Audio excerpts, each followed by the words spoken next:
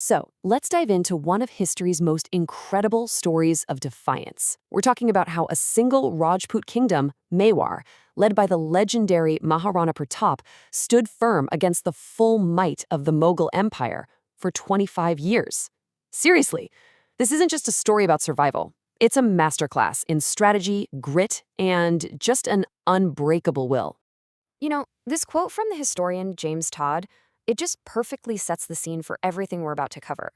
He draws this amazing parallel between Mewar's struggle and two of the most famous battles in history: Thermopylae, that heroic last stand, and Marathon, the victory that turned the entire tide of a war. This idea is going to be our guide through the whole story. And that really is the heart of it, isn't it? I mean, at its peak, the Mughal Empire under Akbar was, well, it was arguably the richest and most powerful nation on the planet. So how on earth did Mewar, a kingdom that had already lost its capital city, even think about resisting? How is that possible? Okay, so let's set the stage. Act 1, the Battle of Haldighati. You gotta think of this as Mewar's Thermopylae, that defining moment of just heroic, almost unbelievable defiance against impossible odds. You have to understand, for the Mughals, this was supposed to be the final chapter. Their campaign had one single primary goal: capture or kill Maharana Pratap. Because if the leader falls, the symbol of resistance is shattered, and Mewar finally gets swallowed by the empire. Simple as that. And if you look at who was actually fighting for Pratap, it tells you so much about what was at stake. His vanguard, the front line, was led by an Afghan, Hakim Khan Sur. The rear guard, led by Rana Punja, a Bhil tribal chief. This shows you right away this wasn't just a Rajput fight. It was this broad coalition, united across different ethnicities and religions, all fighting for their sovereignty. So, in the absolute chaos of the battle, Pratap is wounded, and the entire resistance is at a breaking point. It could have all ended right there. But then, this happens. A chieftain, Jalaman Singh, makes a split-second life-or-death decision. He grabs Pratap's royal emblems, the crown, the parasol, and puts them on himself, making himself the main target. He knew the Mughals were laser-focused on the king, and that incredible act of sacrifice, it bought Pratap just enough time to escape. So here's the crucial takeaway from the battle. Yes, the Mughals held the field at the end of the day. That's a tactical win, but they failed completely in their primary mission. Maharana Pratap was alive. He was free, and that was a massive strategic failure for the empire. The resistance was far from over. In fact, it was about to enter a whole new and even more dangerous phase. After Haldighati, Pratap knew that another head-on battle was basically suicide. So he did something absolutely brilliant. He fell back into the rugged Aravalli Mountains and turned the entire landscape into his greatest weapon. He was forging a whole new way to fight a war. And this right here, this is the mental leap that changes everything. Pratap understood crystal clear that he could not beat the massive Mughal war machine on its own terms, not with big armies and traditional battles. So he just threw out the rulebook and created his own war, forcing the empire to fight on his terms, in a way it was completely unprepared for. This new strategy, the Aravalli Doctrine, was built on 4 brilliant pillars. First up, resource denial. Pratap's forces basically scorched the earth, making the land itself hostile to the occupying Mughal garrisons, starving them out. Second, guerrilla war. We're talking relentless, lightning-fast, hit-and-run attacks on supply lines, bleeding the empire drop by drop without ever giving them a real battle to fight. Third, and this is key, an intelligence alliance.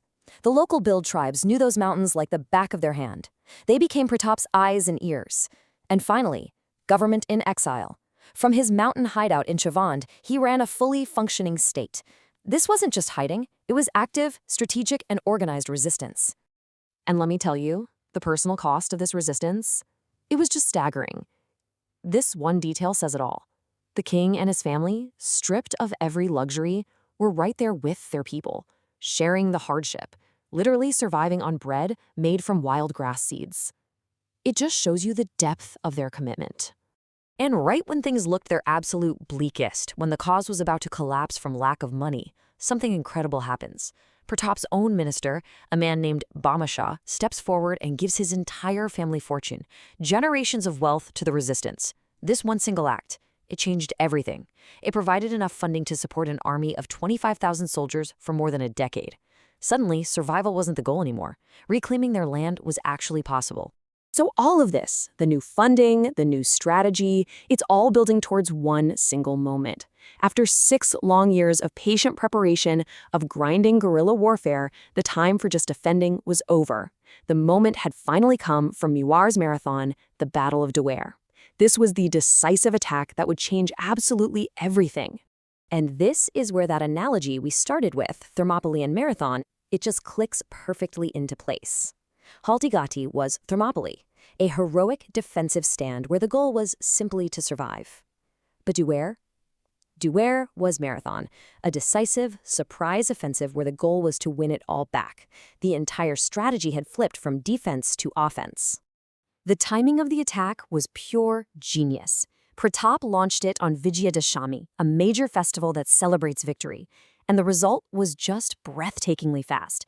After 6 years of painstaking preparation, the entire Mughal occupation in the region just crumbled in a matter of hours. The result was a total cascading collapse. Just think about that number for a second. 32. That's how many Mughal outposts and garrisons fell in the immediate aftermath of the attack on Dewair. For the Mughals, this wasn't just losing a battle. It was a catastrophic system-wide failure. The Aravalli Doctrine hadn't just worked, it was devastatingly effective. So, after all of this, after a 25-year epic struggle, what was the legacy? Well, this was never just about winning back land. For Pratap, it was about upholding a principle, an unbroken vow that really defined his entire life. And he pretty much did it. By the end of his life, Maharana Pratap had taken back almost all of Mewar, a truly incredible achievement. But there was one piece of his homeland that remained in Mughal hands, the great fortress of Chittorgarh, the very heart and soul of Mewar. And this is what drove him, At the very beginning of his reign, he took this deeply personal vow. Until Chittorgarh was free again, he would give up all royal comforts. He wouldn't eat from gold plates. He wouldn't sleep in a soft bed. And he kept that promise every single day for 25 years, right up until his death. His whole life became a physical symbol of his commitment to his people's freedom. And that leaves us with this huge, timeless question that Pratap's story forces us to think about. He chose the incredibly difficult, costly path of integrity over the much easier path of just giving in. His story makes us ask ourselves, when you're faced with overwhelming power, when is the tremendous cost of resistance actually worth the price of holding on to what you believe in?